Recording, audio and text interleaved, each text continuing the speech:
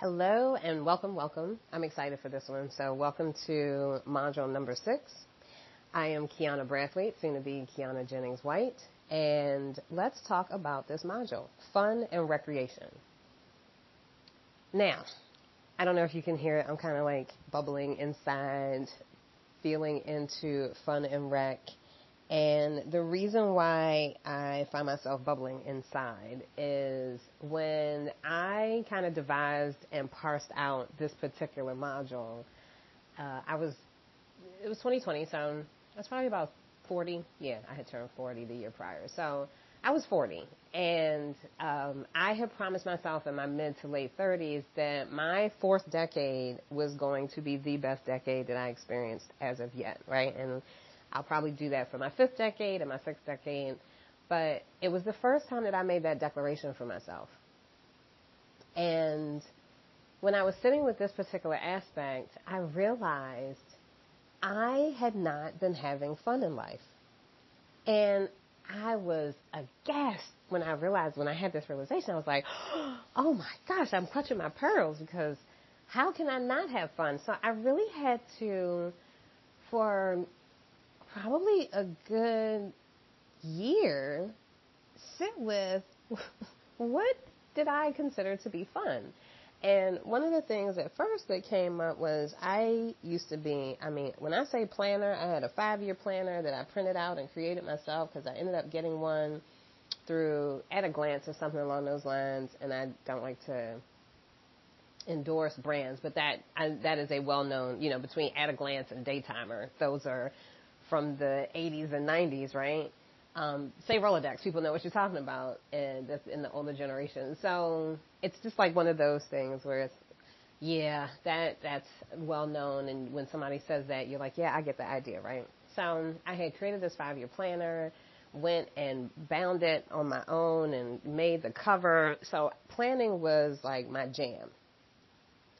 And I used to use it as my way of being creative, but also creating some level of quote unquote security and stability and to effectually exact the control that I felt that I needed in my life. And so that was what my fun was. I would get different markers and pens and color the calendars different, and I would go in and look at it, and I could see turquoise was for me, whereas purple was for my daughter and orange was for my son. So I could look at my calendar, my hard copy analog calendar and say, I can see exactly where, who lines up with what. Well, planning after 2020 did not hold the same zhuzh for me that it did previously. And so I'm like, well, what the heck am I going to do? What do I do for fun? And I'm like, okay, well, I watch murder mysteries, right? I'll sit and watch murder mysteries with a glass of wine on a Friday. One of the British ones was my favorite. My ex-husband's mother and I used to sit and watch the new episode come out. And for like an hour and a half, if you weren't quiet, you had to go to a different part of the house because we were not having it, right? So I was like, okay, murder mysteries. I like watching things that allow me to use my strategy, investigative qualities, detail-oriented analysis. Okay. So then I was like, well, what else? I wasn't really, I was quote unquote starting to work out, but I wasn't doing the things that I used to do, which like I love to play tennis, but I wasn't really going out to play tennis. I had started kickboxing probably about 6 years prior, but wasn't really in a place financially where I could do that. So I was like, what am I doing for fun? What do I like to do for fun? Reading. I love to read, but I usually read for education purposes, not necessarily for education traditional, but because there are topics that I find interesting that I want to educate myself on, right? So if you look at my titles, a lot of my titles have to do with what I'm interested in at that time. So it's not really any reading for fun, right? RFF. It's more like reading is fundamental, RIF. So it was really this exploration again of myself. Like, what is it and I started to really have to expose myself to things like, okay, knitting, crocheting, like a whole bunch of traditional stuff, right, came up. And then I had this inclination towards, I had always leaned towards more natural modalities within the health and wellness space, if it was possible, based off of what your current situation was, your individual situation was. And so for my children, I had started doing like this homeopathic home remedy medicines that you could get from the drugstore. And I was like, all right, well, maybe the natural route, because, and I'm talking about like herbs and stuff, because I was already shifting my relationship with food. So I was like, okay, this is a natural progression. This feels in alignment. And I started to look at, crystals and essential oils and herbs and plants and tarot cards, just like really going out there and playing.